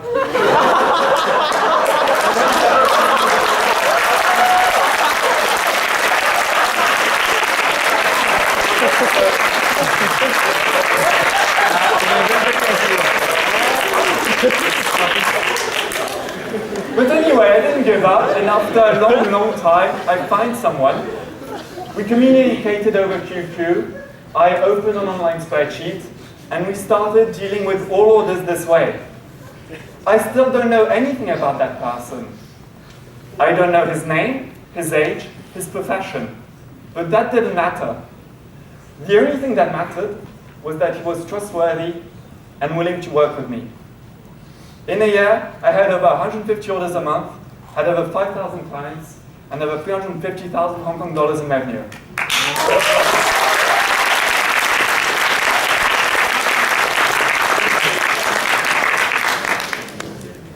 Most of you will have thought of starting your own business or your own project. Most of you will have attended talks about entrepreneurship or participated in business plan competitions. But how many of you have taken the next step? How many of you have taken an idea and built a business out of it? Very few. Many people give up starting their own business or project because they believe they don't have what it takes to make it. Don't overthink.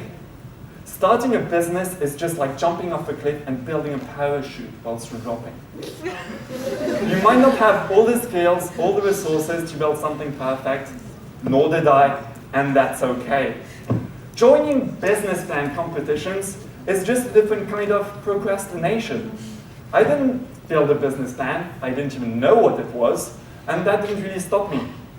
Unless you're building a pyramid or a nuclear plant, you can screw up as many times as you like. You need to start before you're ready. It's all about the journey and what you make of it. Thank you.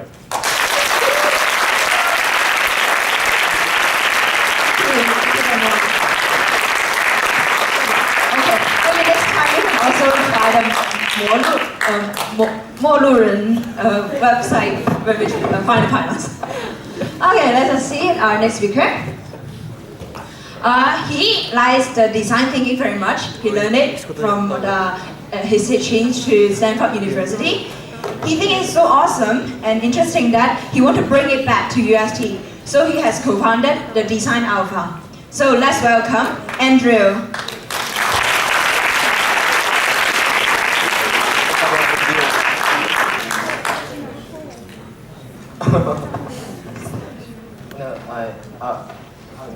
Why?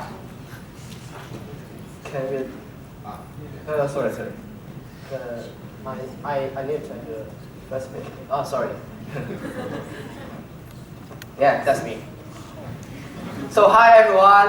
Hi. Hi. Good response. Oh, very good. So I'm a year 2 degree student, and I'm Andrew, and I'm also a co-founder of Design Alpha. Design Alpha is basically an organization which I founded with some friends, which aims at providing different kinds of like design services and also some workshops on like design thinking skills. And many of you may know that we have held our first design souvenir competition. It's because we think the souvenirs at the souvenir center are quite limited choice. Yeah, limited choice. So. Before my sharing, let me ask a question. Do you have a dream? Do you have a dream? Yes. Hey, come on, louder. Do you have a dream? Yes. Yes, very good, but nothing about your dream. So today I'm going to share with you my stories on a story, not a story, but a journey of a dream-chasing potato, which is me. And in an ingredient that makes that potato bigger, like now, I'm a bit bigger. Okay, let me start. Okay. How come? Okay, can you just help me press it?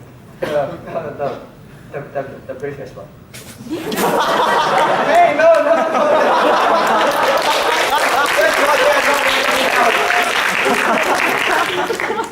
Okay. Yeah, can you just help me? Yeah. Oh, so let's move back to last summer. Last summer, I went on an exchange at the Stanford University. Can you give me a reason why I applied for this university for an exchange? Do you have anything in mind?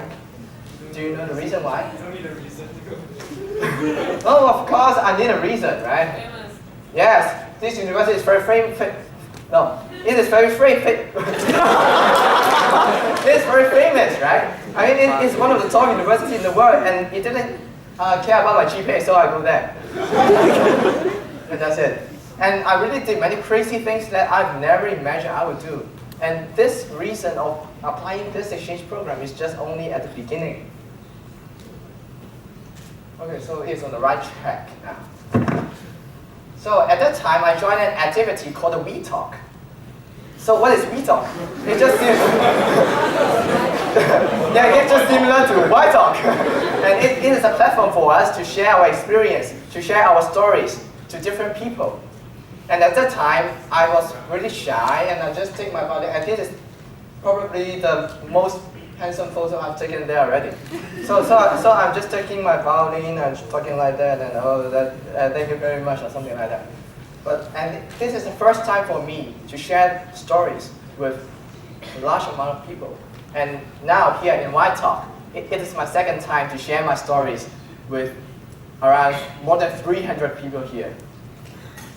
So this is the first crazy thing I did. Oh yeah, so after the YTalk, as I jump out of the comfort zone during the YTalk to share my stories, and I also jump into the fountain at the Stanford University.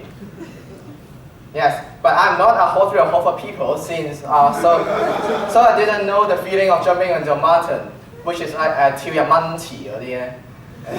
Yeah, I know you guys know about that.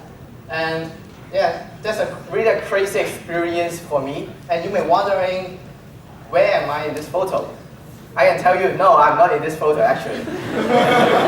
It's because I don't have that body shape like Leo does.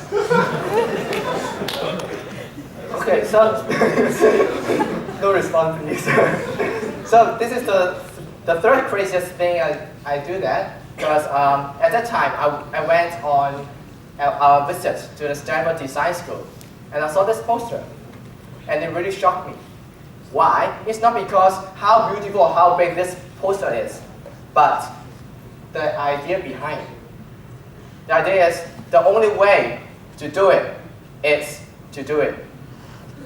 Why are you laughing? The only way to do it is to do it. And I didn't see this kind of environment in Hong Kong. In Hong Kong, many people will have excellent ideas. Like when you go to this website, you'll find different kinds of crazy ideas, different kinds of innovative ideas in this website. But Hong Kong people will usually go on an internship, like in the iBank. They want to have a good job or something like that. And in Hong Kong, it is more or less didn't have that kind of environment. So at that time, we got our passion. We want to bring this idea back to Hong Kong. And we want to use this idea to empower different people to really pursue their own dream. And this is the first ingredient that these potatoes grow. And this is stay passionate. If you have a passion, you can really start up something. Okay, not yet. Okay, just stay there. Just stay there. So after I went back to Hong Kong after the Stanford University trip, I thought myself as a Stanford exchange student, an exchange student from Stanford, and I wear Stanford hoodie all time at Exchange University, and people look at me and I'm so haha. Then secondly, I've learned that's kind of like mindset, or that's kind of like design thinking mindset. So I think I'm brilliant. But when I come into Hong Kong, and when I really started to do something in order to bring that idea back to Hong Kong to empower people, this is what I thought about myself. A small potato with a face in front of the potato. Yes, a small potato, because I didn't know how to organize an event. I didn't know how to do design. Although I'm doing something about design, I don't know how to use Photoshop. So, but at that time, I regard myself not only a small potato, but a small passionate potato. So because I'm passionate to learn. But at that time, something even worse happened. Many people in our team have their own agendas, have their own other passions. Therefore, they leave. So our members in our core team dropped drastically. Yes, drastically. From 17 to 7. And I'm one of the 7. At that time, I was like, oh shit, what happened? and I was just a potato, right? That's why I need to share the responsibility of those people who leave, or for those people who left. And I need to learn what they know, and in order to cover the responsibility. So at that time, I really did learn something. I learned Photoshop in a few hours. And this is the poster. Of course, it's not me who designed the poster, but it's me to transfer this poster to this beautiful cover picture in a few hours. Although it's just small step for me, but it is go from 0. I did learn something from 0 to 1, from nothing to something, right? So this is my second ingredient that helped me to grow, which is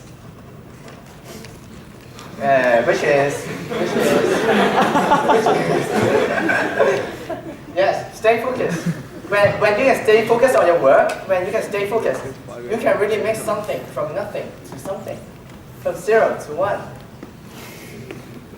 Okay. So let me show you my last ingredient to be the potato now, which is stay yourself. Yeah, the one next to the mask. Yes, stay yourself. As you all know, I regard myself as a potato, a small potato, but a passionate one, of course. And I also regard myself as a passionate, next slide, as a passionate learner. As a passionate learner on the earth. Yeah, as a passionate learner. I learn everything I don't know in order to pursue my dream.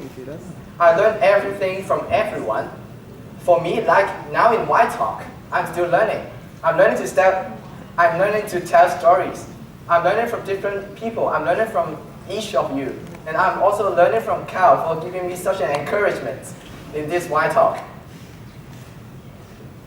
But then, when I got myself learn a lot of things, I rediscovered many things. And these are some of the finalist products that we have in our exhibition. You see, much better than the souvenir shop. And no offense. So through this kind of products, we can see that what we did can really empower them to do something like this, to empower some designers to pursue their dream on design. And they can show this passion within this product. And when we receive some mails from the lab participants telling us that they really enjoy our competitions and they really thank us for holding this because through this, they can really pursue their dream in design. And I feel really overwhelmed that time. And I think what I did is really worth it. And next semester, we will be holding a souvenir exhibition at the atrium to show all this passionate to show all these to show all these souvenirs from passionate designers to you all, and to empower you all to pursue your own dream. So these are the 3 ingredients which make me now standing at White Talk. They are staying passionate to find out your dream, to find out your passion, to start up. Then you should stay focused on your passion in order to turn 0 to 1, turn nothing to something. Then lastly, you need to stay yourself, be yourself to pursue your passion. Then you can be me, like me. So you can be someone here, someone unique, someone really special, and someone more handsome than this one. And I hope my sharing will empower you all to pursue your own dream, as I'm just a typical Hong Kong student and I can do it. And I know you all can also do it. Thank you very much.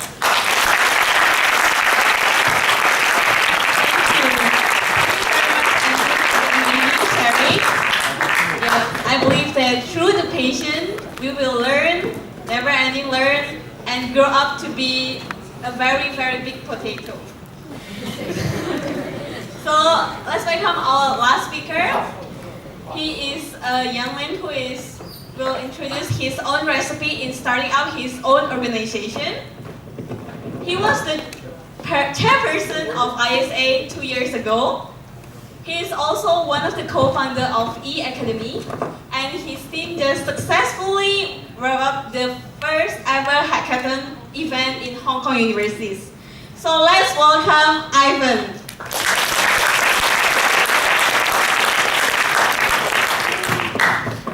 Can everyone hear me? I think you guys can, right? All right, it has been a great night, isn't it? You guys don't feel like you are at HKUST, right? But we are still at HKUST, so let's just recap what we have learned today, okay? So I think Leo has told you about being fearless, right? And then Tai talked about finding inner philosophy. And I think Andrew just now told you to become passionate, right? And if you listen to their stories, they're telling different stories, right? And you should realize that different people care about different things. I'm Ivan. I'm a final year computer science student. Some of you might know me from my previous engagement from different student organizations. But today, I'm going to give you a gift for staying. It's a little bit late. So I'm going to give you a gift, and I'm going to share with you how you can help change the world.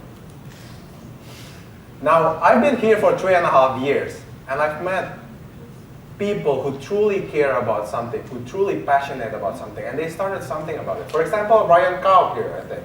Yeah, he was passionate about student sharing platform, and he started YTalk, for example. And back last weekend, we had this hackathon at SKUST. It was 1 o'clock in the morning, and they were all hacking all their solutions to the problem they truly want to solve. And obviously, some of the speakers here have started something about the things that they're truly passionate about. But sadly, some of you might truly care about something, but you find it difficult for you to find people with the same interests or organizations, platforms that can accommodate you to contribute back to the society by doing whatever you love. Is there anyone in the audience who feels that way?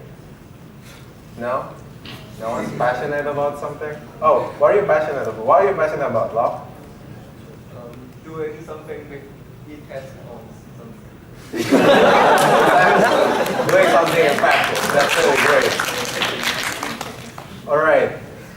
So my question to them has always been, why not start a new one? Right. But their answer has been pretty natural. They say, well, you got to be someone who's influential, someone who's well-connected, someone who's experienced, to start those things up. I myself have started different student organizations on campus. I've started some profit-making ones, some trying to make profit ones. And yeah, I failed for a lot of times. And whenever people look at my profile, they ask me questions like, how did you manage to start those organizations up? And for a lot of times, my answer to that question has always been, I don't know, it just happened to me naturally. Until one day, I was walking back to my dorm room. I was on the bridge, and I had a thought about what are the things that I really did when I started those organizations up. And I came up with this list of things. There are a lot of them. But when I compare between the different student organizations, the organization that I failed to create, I found out that there are just 5 simple steps. 5 simple steps that anyone here in the audience, you can just start whatever organization that you want to start and continue to work on the things that you truly care about. And I'm going to give you an example of the organization that I created to tell you what the steps are. This is the Indonesian Students Association. Anyone here from Indonesia? All right, yeah, you can see them. Okay, 2.5 years ago, I was in a dinner with my friends. I was this guy. And I thought that, you know, the bonding that we have as an Indonesian student is just so great. There were 30 of us, and we knew each other, we supported each other. So that's really great. But I foresaw that the number of Indonesian students are gonna grow, right? And at one point, it's gonna be really hard for us to really maintain that kind of relationship. So I had this vision of, why don't we create something that internally acts as a platform for us to connect with each other, support each other, and externally to promote Indonesian culture to the community. This step, the first step, I call it to define what you're trying to do. Because as an organization, you don't want to just sit down and have dinner together and do nothing. You want to have a reason for being. And then I gathered some of the people that I knew, and I told them about the idea of, why don't we create some organization like this? And they bought into it. They joined my team. This step, I call it building a team. Now, it's very trivial for you guys to think that, yeah, obviously you gotta build your team because there's no one-person organization. But what might not be so trivial for you is by having people to join your team, they're actually telling you that whatever you're trying to do is worth their time, their effort, and therefore worth working on. Now, obviously, we did quite a lot of activities. And what I learned from those activities is, in the beginning of your organization life, if you happen to start one, people might be so excited about what they're trying to do. But they don't know what specifically needs to be done, what goals need to be accomplished. And you gotta drive them. As somebody who initiated something, you gotta drive them. You gotta be a little bit more directive than you usually are. And then, when the organization became a little bit mature, we realized that some of us needed to go on exchange, and some of us were gonna graduate. And at that time, we started trying to find people who were capable of taking the organization moving forward. And I call this step delegating. For a person like me, it's really hard to delegate important stuff to people. Delegate stuff like finding sponsors, finding partners. But what I didn't realize back then is, at one point of time, you want to hand over your organization. You want to build a sustainable organization. Even Apple, for example, Steve Jobs passed away and Apple is still there.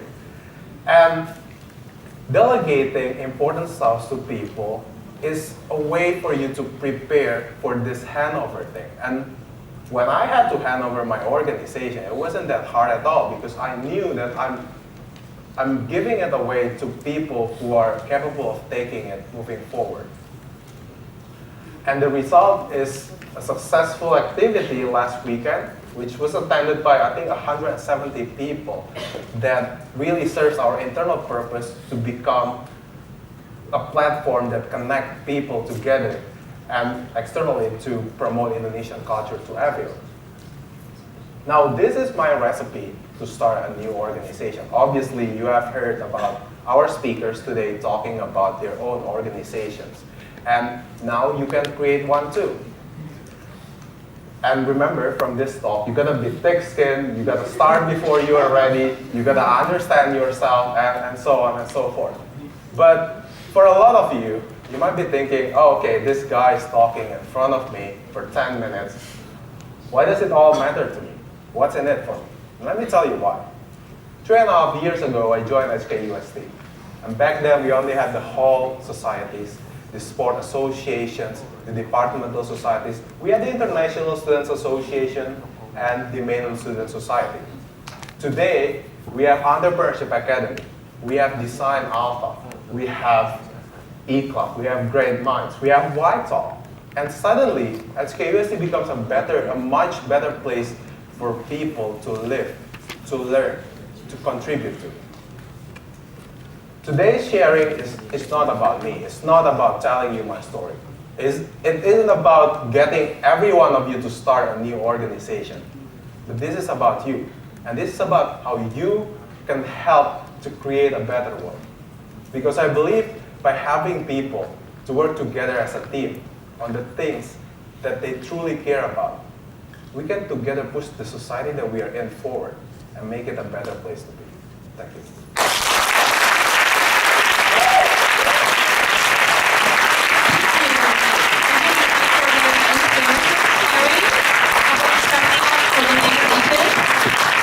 So after listening to our wonderful 9 speakers, I sincerely hope all of you will get motivated, inspired, and we can make an impact to our community. Thank you. I believe that from their sharing, I actually learned a lot. In the university, getting good grades might not be the only thing you want to do. It is a great opportunity for you to learn, to explore, for you to pursue your dreams. So let's do it. Yeah. And now I would like to invite our project manager of White Talk 2014, Locke, to have some words.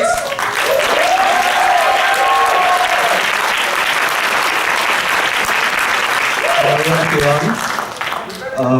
I'm Locke, project manager of this year's Year 2 BBA students. And on behalf of all my organizing committee members, we would like to thank you, Professor Profosters, Instructor Lee, and Hill from ICE as our speaker coach. And we really appreciate that Donnie and Roger Jen which help us a lot in our promotion and provide us an opportunity to grow. And like Leo said, individually we are only a job, and for team we are an ocean. Teams make White Talks happen. And I would like to thank you all our organizing committee members to build our White Talk this year.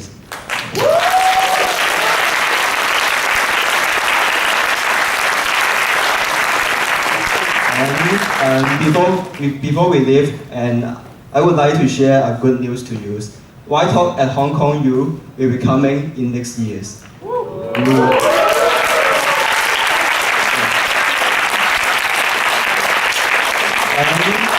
it's excited that we have already founded White Talk at Hong Kong. We hope that White Talk can not only be here in HKUST, but bring White Talk to different universities in Hong Kong. We hope that different university students can come across to different universities to listen other students sharing, to shorten the gap between us and make a more impact and positive impact in our own communities in Hong Kong.